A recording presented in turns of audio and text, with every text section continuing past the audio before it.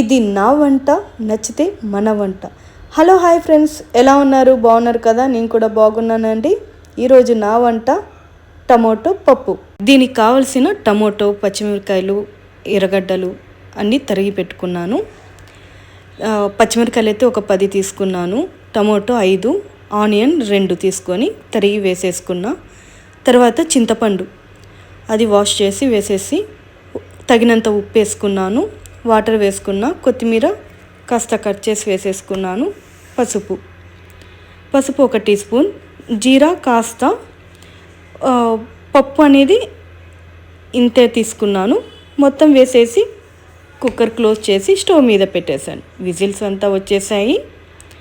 ఆహా, గమగమ వాసన వస్తుంది. ఇప్పుడు అయ్యయ్యో ఆయిల్ అయిపోయింది, నో ప్రాబ్లం, నెయ్యి ఉంది కదా దాంతో సరిపెట్టేస్తాం అని నెయ్యి వేసేసాను. అది కరిగేంత వరకు ఉండి ఆవాలు, జీలకర్ర వేసేసాను. వేసిన తర్వాత వెల్లుల్లి వేసాను. కరివేపాకు వేసానో లేదో అండి, మంట అలా వచ్చేసింది పైకి. భయం వేసింది 1 సెకండు, కానీ భయపడాల్సిన అవసరం లేదు. ఇదిగోండి, చివరిలో పప్పు ఇలా ఉంది. మీకు ఎలా అనిపించిందో కామెంట్లో చెప్పండి. అలాగే like and subscribe. Thank you for watching.